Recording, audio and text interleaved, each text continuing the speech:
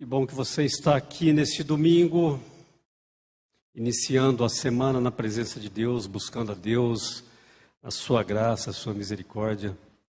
Deus abençoe você que está aqui presente e você que está em casa. Você que está em casa, eu espero que você pegue a sua Bíblia para que a gente compartilhe hoje de um pensamento, principalmente para quem está online aí. Você viu que o título do sermão hoje é Viver é Conviver. E viver é conviver em dois sentidos. E o destaque da palavra viver aparece duas vezes. Porque viver é conviver de convívio, estamos convivendo juntos, por isso que estamos vivendo realmente. E viver com viver de vida. Como indivíduo, precisamos de pessoas. E se o ser humano que não gosta de relacionamentos ou de pessoas, ele terá uma grande dificuldade em conviver com as pessoas. Porém, o Evangelho, a Bíblia, a Palavra de Deus, ela nos traz realmente a importância de convivermos. Quando eu digo assim, eu já estou dizendo, bom, se eu estou me identificando como eu, como pessoa, eu estou dizendo que esse pronome eu, ele está relacionado porque existe o outro. Não tem como me definir como eu se não existir o outro. O tu, o ele, o vós, eles. Então é por isso que a ótica da Bíblia, e Cristo veio para nos demonstrar e ensinar o quão é importante aprendermos a conviver com as pessoas. O quão é importante a vida do outro em relação a mim. O quão é importante vivermos numa comunidade, seja familiar, escolar, estudantil, como congregação, igreja, se é seu grupo de jogar um futebol, um esporte, praticar juntos. Isso faz parte do convívio, isso é saúde mental. É importantíssimo para o nosso desenvolvimento. E nessa ideia de olharmos para o outro, para enxergar um pouco de nós mesmos, eu convido você a abrir no livro de Eclesiastes, no capítulo 4. Nós vamos ler Eclesiastes 4, o verso 10. Talvez o verso 11 você está familiarizado a ouvir em alguns casamentos sobre o cordão de 3 dobras. Mas nós entendemos que o contexto que Salomão coloca, e isso está definido a partir do verso 9, mas leremos o 10. E o verso 10 diz o seguinte: se um cair, o amigo pode ajudá-lo a levantar-se. Mas pobre do homem que cai e não tem quem o ajude a se levantar. Compreende? Feliz é o homem que tem um amigo para ajudá-lo. Coitado daquele que não tem alguém para levantá-lo. Como apoio, como incentivo. Quando eu compartilhei o texto hoje, dessa noite, o Paulo ainda brincou comigo, o Paulo da transmissão. Se você cair, eu posso rir antes para depois te levantar? Eu falei, fique tranquilo, só não me deixe caído. O importante é estar em pé. A queda faz parte da nossa vida. O que eu não posso é permanecer. E aí Deus vai dizer assim, olha, a minha mão está estendida. Então esse apoio divino, mas Deus nos coloca realmente pessoas para que nós possamos conviver e viver. Uma vida saudável é uma vida de convívio, é uma vida de pessoas, é uma vida de relacionamento. Quando nos isolamos, teremos problema. Eu agradeço hoje por estar aqui do meu convívio, a minha família, minha mãe, o meu irmão e também o meu amigo Raimundo e o seu filho. Obrigado por ter vindo, Raimundo. Obrigado pelo convite, ter aceitado. Estamos aí cursando a psicologia junto e eu fiquei feliz por você estar aqui essa noite. Pessoas do convívio. E convívio se constrói durante um tempo. Eu preciso de tempo para que eu conviva e se torne uma amizade, para que esse laço se estreite, para que esse cordão permaneça de 2 dobras. Porém, Salomão continua dizendo no verso 11 que se dois dormirem juntos, vão manter aquecidos, como porém manter um aquecido sozinho. E aí ele diz, um homem sozinho pode ser vencido, mas 2 conseguem defender-se. Um cordão de 3 dobras não se rompe com facilidade. Se 2 é bom, 3 é muito melhor. E aí você ouve realmente os pastores ilustrando de maneira como se esse terceiro fosse o próprio Deus. Salomão está falando de pessoas, relacionamento com Deus e pessoas. E se 3 é bom, 4 é melhor, 5, 10, 20. E a sua vida, quanto mais pessoas envolvidas, melhor você viverá. No entanto, existem tipos e graus de amizade, de relacionamentos. E quando eu me coloco numa situação de relacionamento, eu quero te dizer que a sociologia, tratando da questão social, a antropologia, estudando um pouco sobre o homem, ela vai dizer que o relacionamento empático ele é muito importante, a empatia. E se eu perguntasse para vocês o que é empatia, muitos diriam, é se colocar no lugar do outro. Essa definição no senso comum está correta. Porém,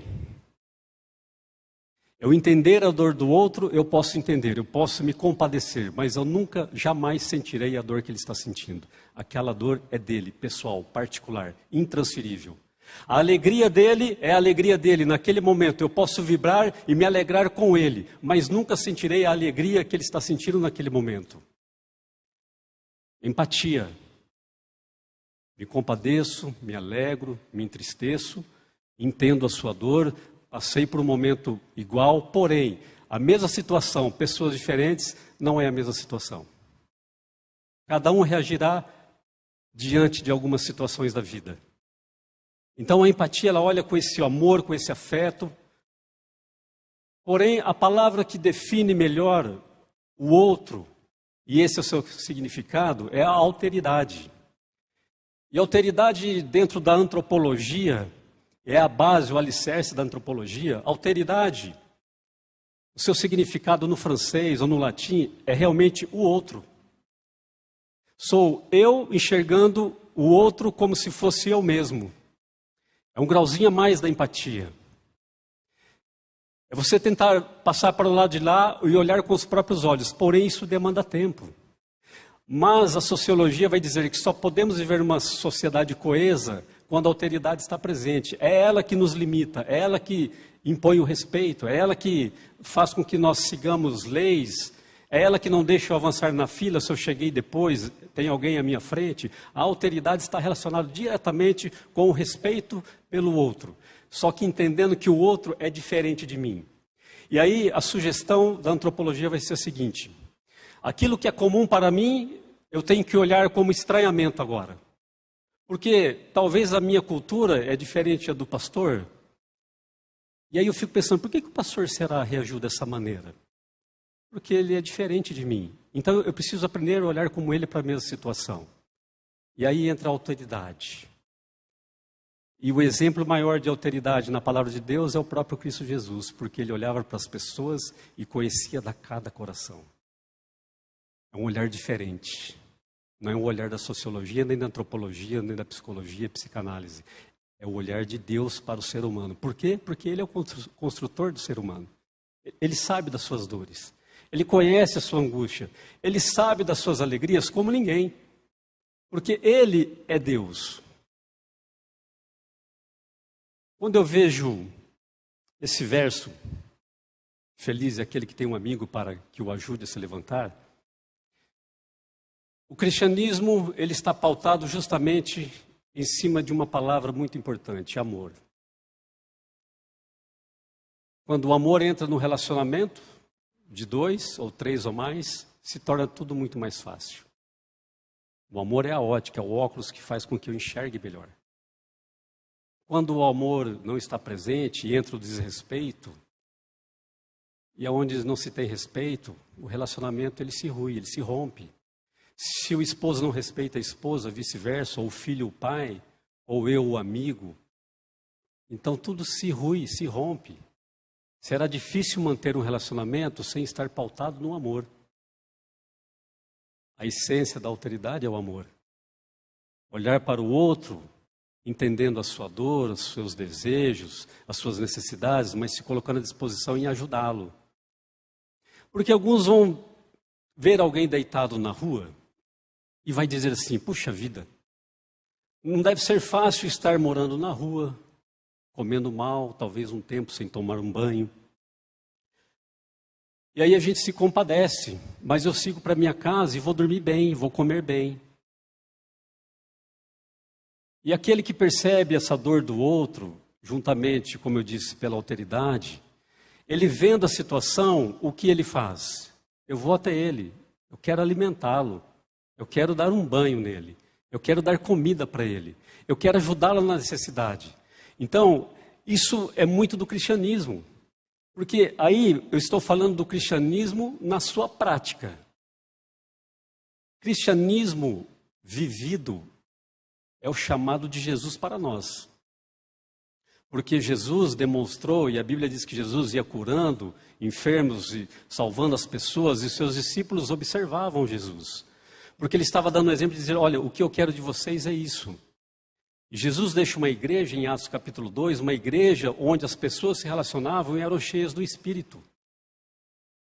E aquele que tinha mais propriedades ajudava o outro. E eles comiam, partilhavam pão todos os dias, compartilhavam a palavra. E a igreja, e diz que ia somando cada vez mais as pessoas, pelo exemplo. Por isso que Tiago, no capítulo 2, no verso 10, vai dizer, sede, pois, praticante da palavra, não somente ouvintes, enganando-vos a vós mesmos. Quando o evangelho é só de ouvir, não de praticar, eu estou me enganando do evangelho. Esse não é o evangelho que Jesus deixou. O evangelho dele é prático. O evangelho dele é o evangelho do amor. É aquele que auxilia, que instrui, que ajuda, que se alegra, que se entristece, compartilha. Esse é o evangelho que a Bíblia apresenta. Então nós devemos realmente nos preocupar em viver o evangelho de maneira diferente, se eu não me tenho levado uma vida preocupado realmente com o que o outro é na minha vida. Porque se o outro não existisse, querido, ontem na lição aqui dos jovens, vou roubar um trechinho dela, porque quando Deus cria e faz toda a sua criação, nos finais desses dias ele diz assim, e viu Deus que tudo era bom. E no último dia da sua criação ele diz, e viu Deus que tudo era muito bom. E vendo Deus que tudo era muito bom, no capítulo 2 Deus vai dizer assim, ó, não é bom. E o que não é bom? Que o homem viva só. Precisa de relacionamento. É necessário na vida do homem. Porque o plano de Deus para a criação do homem e da humanidade nessa terra é a seguinte, ide, sede fecundos e povoai a terra e enchei-a. Então eu preciso que você se relacione. Homem e mulher, homem, no sentido de sociedade. E quando eu penso no sentido de sociedade e de amor, de alteridade, me veio à mente, quando preparava essa mensagem, uma mulher muito especial. E o nome dessa mulher é Noemi. Porque Noemi, ela é uma sogra fantástica. Para quem tem a sua sogra e ama a sua sogra, e esse é o propósito de Deus, e eu digo sempre para minha esposa, olha, sua sogra é uma bênção na minha vida. Não é? Mas entenda uma coisa, Noemi, quando ela falece o seu esposo, e também falece os seus filhos, as suas noras ficam desamparadas. E agora Noemi, a sogra, ela diz o seguinte para as suas noras, olha, sigam a sua vida, voltem para a sua terra, vocês são da terra de Moabe, vocês são moabitas, vivam lá, arrumem outro casamento, eu não tenho condições, eu sou uma mulher já de idade, eu não posso dar uma vida digna a vocês. Porém, Ruth, uma das suas noras, isso para mim, eu quero dizer uma coisa para você essa noite. O desejo nosso como cristão deve ser ouvir o que Noemi ouviu de Ruth. Então Noemi diz o seguinte para Ruth, Ruth, Noemi, não me peça mais isso, porque o teu povo será o meu povo e o teu Deus será o meu Deus. Entende o testemunho de Noemi? O amor dela pelas noras era tanto que a sua nora olhando para ela diz, olha, eu quero ser do seu povo. E eu quero que o seu Deus, esse que você prega, seja o meu Deus. Então eu me questiono e me preocupa isso, se as pessoas ao olharem para o Marcos, por exemplo, têm o mesmo desejo de dizer assim, olha, o seu Deus, eu quero ele como meu Deus. Porque quando eu olho para você, eu enxergo esse Deus. E para que as pessoas enxerguem Deus em nós, e esse é o propósito, é a essência do Evangelho, Jesus chama 12 mais próximo, ensina e diz, olha, a partir de agora, vão e preguem. E todo aquele que crer em vocês será batizado e será salvo. Quem não crer será condenado. Jesus nos ensinou, pela sua palavra, que o Evangelho, a essência dele é amor a Deus e o amor ao próximo. Pessoas. Cristianismo sem pessoas não é cristianismo. O amor se desenvolve na plenitude que Deus entra na nossa vida. O amor relacional, pelo amigo. A gente entende que a plenitude disso é somente com Deus. Por quê? Porque 1 João vai dizer isso. Eu convido você a abrir a sua palavra. Em 1 João. Abra aí no capítulo 4. As cartas de João são fantásticas. Quero ler primeiro o capítulo 3. Me ocorreu um texto aqui. Capítulo 3, no verso 11, vai dizer sobre o amor fraternal e diz o seguinte: esta é a mensagem que vocês ouviram desde o princípio, que nos amemos o quê? Uns aos outros. E aí, no verso 16 diz: nisso conhecemos o que é o amor.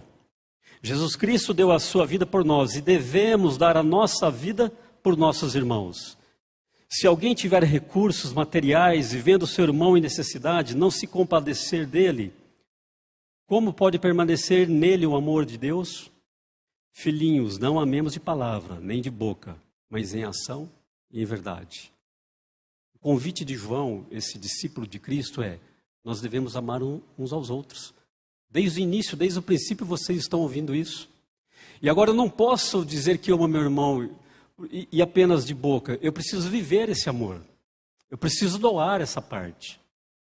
Se Deus tem te abençoado, dando saúde, condições, o próximo precisa ser ajudado. E quem é o meu irmão? Meu irmão é todo aquele que não sou eu. Para que eu tenha condição de ajudar o outro, eu também preciso estar bem primeiro. Isso é certo. É difícil alguém ajudar se ele próprio está enfermo. Mas estando são em condições, eu preciso levar a minha vida entendendo que as pessoas precisaram de mim. Por onde você quer que você passe, seja na empresa, seja no trabalho, na sua família, seja relevante. Seja importante. Importante é todo aquele que faz falta. Alguns são famosos, mas é irrelevante. Posso ter 200 mil seguidores, porém, sou irrelevante. Importante é aquele que fará falta. Assim como Dorcas fez falta na comunidade que ela vivia. Quando ela falece, o povo se entristeceu. Por quê? Porque ela era relevante para aquela sociedade. Então eu preciso ser relevante por onde quer que eu passe. Seja na igreja, seja em casa, seja na faculdade, seja em qualquer ambiente. Eu preciso ser importante para alguém. Agora, eu não preciso para necessidade de ego. Eu não preciso ser importante para que eu me engrandeça. O Evangelho nos convida a uma vida de humildade. E humildade não está relacionado com pobreza, mas humildade está relacionado por entender o lugar que eu ocupo e permanecer nele. Fazer a minha parte nessa esfera que eu posso ser influente. Isso é humildade. Então o Evangelho nos convida a essa humildade. Ele não quer que eu engrandeça para que as pessoas olhem para mim e dizendo assim: nossa, como ele é fantástico, como ele canta bem, como ele prega, como isso, como aquilo. Não é o propósito. O propósito é que pregando, cantando, louvando, fazendo bem um trabalho, seja qual seja aí a sua profissão, se você faz bem, ajude as pessoas. Essa admiração, ela será muito maior se você se dispor a usar o amor em favor disso. Porque se Deus te deu a capacidade de entender certas áreas da vida melhor do que outros, ajude as pessoas. Seus diplomas, seus certificados, não é apenas para que você tenha o reconhecimento social. É para que você seja relevante para a sociedade que você participa. E aí no capítulo 4 de 1 João, continuando, diz o seguinte, verso 11. Amados, visto que Deus assim nos amou, nós também devemos amar uns aos outros. Ninguém jamais viu a Deus. Se amarmos uns aos outros, Deus permanece em nós e o seu amor está aperfeiçoado em nós. Para muitas pessoas só entenderão o amor de Deus através de você. Olha a responsabilidade que temos diante das pessoas. Assim como demonstramos Deus na nossa vida, para muitos, você aproximará essas pessoas desse Deus. Mas dependendo da maneira que eu expresso esse Deus na minha vida, muitas pessoas se distanciarão desse Deus. E é por isso que Noemi foi fantástica, a ponto de causar o desejo nas suas noras de ser como ela, ser do povo dela e também seguir o Deus que Noemi seguia. Essa é a nossa missão e função como igreja. Temos que ser relevantes às pessoas, não por nós mesmos, mas pelo amor de Deus. Ainda no capítulo 4, olha o verso 20 comigo, de 1 João. Se alguém afirmar, eu amo a Deus, mas odiar o seu irmão, é mentiroso. Pois quem não ama o seu irmão a quem vê, não pode amar a Deus a quem não vê. Ele nos deu esse mandamento: quem ama a Deus, ame também o seu irmão. Eu acho que a Bíblia é muito clara no propósito do amor. Eu acho que a Bíblia é muito clara no relacionamento. Eu acho que a Bíblia é muito clara na empatia, na alteridade. Devemos, porque ele diz, vocês devem fazer isso. Não é opcional. Assim como a parte que mais mexe nesse assunto é justamente o perdão. Quando se fala sobre perdão, muitos se estremecem. Porque agora o perdão ele vai trabalhar numa esfera que, para os nossos olhos humanos, ele é injusto. Parece que o perdão trabalha com a injustiça. Porque não é justo, Marcos, eu perdoar essa pessoa, olha o que ela me causou, olha o que isso fez na minha vida. Mas então Deus diz assim, olha, se você tem algo contra o seu irmão, e você veio até aqui ofertar, deixe aqui a sua oferta, vá lá, acerte com o seu irmão, depois você volta aqui e ofereça de novo. Primeiro resolva, depois venha com o coração correto diante de mim. Mas não deixe pendente se você tem algo com o seu irmão. Não aceita a sua adoração, porque Deus está dizendo assim, olha, assim como eu vivo nos mandamentos do meu Pai, assim você também tem que viver nos mandamentos do meu Pai, para que você permaneça no amor dele. E aí Jesus vai dizer assim, olha, você precisa perdoar as pessoas, para que o Pai que estás nos céus também te perdoe. E aí vem a oração do Pai Nosso e diz, olha, perdoe os nossos devedores. Como quem? Como eu tenho perdoado. E aí a pergunta é, como eu tenho perdoado as pessoas? Porque Deus está dizendo, olha, como você perdoa, você será perdoado. Então, o perdão não é uma opção de vida. Não é mais uma opção na sua vida. Devo perdoar ou não devo perdoar? Você tem que perdoar. Quer perdão? O meu perdão existe, Deus diz, mas você deve perdoar. E é por isso que a esfera do perdão é algo divino, não humano. Mas eu devo escolher perdoar. Olha, Deus, vai ser uma luta perdoar essa pessoa. Mas então entregue nas mãos de Deus a situação para o perdão. E diga, Deus, haja no meu coração para que esse perdão aconteça. Então, o primeiro passo é desejar perdoar. É fácil? Depende do prejuízo, alguns vão achar. Mas existem pessoas que sabem perdoar. Fica tranquilo, está perdoado, esquece esse assunto. Vive muito bem, vive leve. Vive sem um fardo, vive sem angústia, vive sem mágoa. Vive bem, vive saudável. Então, quando Deus nos convida a perdoar, Ele coloca num grau realmente para que trabalhe o nosso coração. E para que eu entenda o perdão, eu preciso entender o perdão de Deus. Eu tenho que olhar para a cruz. Eu tenho que entender que na minha mente, eu, Marcos, pecador, não sou mais digno do que ninguém. Porque quando eu não estendo a mão para perdoar, eu estou dizendo assim, olha, eu sou digno de perdão, porque Deus me perdoa, mas você não é. E a Bíblia diz que todos pecaram. Está lá em Romanos 5. O pecado entrou no mundo por um só homem, mas por um só homem também ele foi removido na cruz. Então eu preciso olhar para essa cruz e pedir condições de aprender a perdoar as pessoas, aprender a amar, aprender a colocar a alteridade a meu favor. Olhar para as pessoas entendendo que somos diferentes. Não é fiasco, não é frescura que ele está assim. Porque para mim essa situação pode ser muito tranquila, mas e para o outro, é tranquila? E aí eu cito para você um relato antropológico de um camarada chamado Bronislaw Malinowski. Para entender uma cultura de um povo em um conjunto de ilhas na Nova Guiné, Ilhas Trobriand, ele passa 3 anos no meio dessa cultura para entender por que eles comem assim. Existia um rito chamado Kula, e ele queria entender por que esses homens remavam quilômetros para ir até outra ilha e trocar presentes, trocar cultura. Então, para poder entender um pouco dessa cultura, ele passa 3 anos registrando.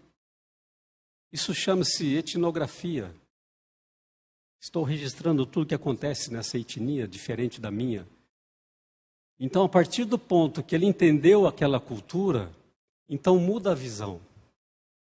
Porque assim, para aqueles nativos daquela ilha, e a ideia é justamente essa, tornar-se um nativo. Então, quando você olhar para alguém, busque entender o porquê da sua dor, do seu sofrimento, antes de dizer, olha, isso para mim não passa de balela.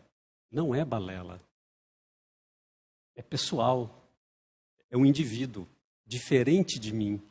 Talvez algumas práticas eu jamais faria na minha vida, que para o outro pode ser comum.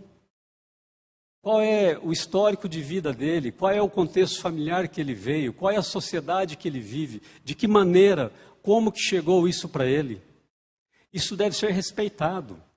Aí entra a alteridade. Olha, eu respeito por quê? Porque de onde ele vem, assim que funciona. Então eu preciso dialogar, perguntar, saber, jamais apontar. Porque a Bíblia, Paulo vai dizer o seguinte, naquele dia, a coroa da justiça me está guardada. Porque o justo juiz virá trazer a coroa para ele e para todos aqueles que crerem na sua vinda. Então, o papel de juiz na Bíblia não é meu. Nem o papel de convencer as pessoas. De convencer do pecado, de uma vida errada, é do Espírito Santo. Buscarei ser justo com a palavra, mas o Espírito convence. E também de julgar de Cristo Jesus. Só Ele pode. Porque Ele estendeu o perdão para todos nós. Diante de Deus, cada pessoa que está aqui tem o seu valor. Não mais e não menos. Já disse isso várias vezes aqui. É como se passasse uma linha reta e todo mundo está na igualdade. Esse é o Deus da igualdade. Somos diferentes, porém quando o assunto é pecado, todos nós precisamos desse Salvador. Independente da minha vida, independente da minha conduta, dos erros que eu cometa, uma coisa é certa, o juiz, ele dará a justiça. Mas não sou eu o juiz. Deus nos chama para amar as pessoas. Deus nos chama para olhar para as pessoas e dizer assim, olha, o que você precisa? Eu estou aqui para estender a mão. Por isso que o texto inicial vai dizer, feliz é o homem que tem alguém para levantá-lo. Porque quando ele cair, alguém está lá para sustentá-lo. Alguém está lá para relacionar com ele. Alguém estará lá para dizer assim, olha, fique tranquilo, eu estou aqui. Posso ser o seu apoio. Mas para ser o apoio de alguém, a outra mão tem que estar estendida com Deus. É Ele que suprirá essa força para eu transferir para o outro. Eu preciso estar do evangelho puro, muito bem alimentado, muito bem sustentado, para dizer assim, eu tenho condições de te ajudar. Porém, eu devo entender uma coisa, ainda sou um pecador, um fraco pecador, e também preciso dessa graça. Um pouquinho da minha vida que Deus permitir, vou tentar compartilhar. Mas a força vem de Deus, a força vem dos céus. Qualquer que seja a situação da sua vida, uma coisa é certa. A Bíblia diz que os olhos do Senhor estão por toda a terra. Tanto para os bons como para os maus. E Davi nos alerta e diz, olha, não olhe para aqueles que parecem prosperar. Não inveje o mal. Não olhe para os homens ímpios. Não se preocupe com eles. Olhe para a sua vida. Temos muito o que viver com Deus. Temos muito a aprender com Deus. Que Deus realmente nos dê condições de olhar para as pessoas com mais amor. Que Deus nos dê condições de olhar para as pessoas e estar em condições de oferecer ajuda. As pessoas que vêm até o templo para adorar esse Deus, talvez muitas pessoas precisam de ajuda. E na mente da pessoa está assim, onde eu posso encontrar ajuda? Na igreja. Porque o que é pregado é o amor de Deus. Seria decepcionante e frustrante se a pessoa viesse até aqui buscar ajuda e não encontrá-la. Que as pessoas encontrem na sua vida essa ajuda, que Deus te fortaleça sempre. Convido você agora a se colocar em pé para orarmos, para despedirmos a mensagem dessa noite.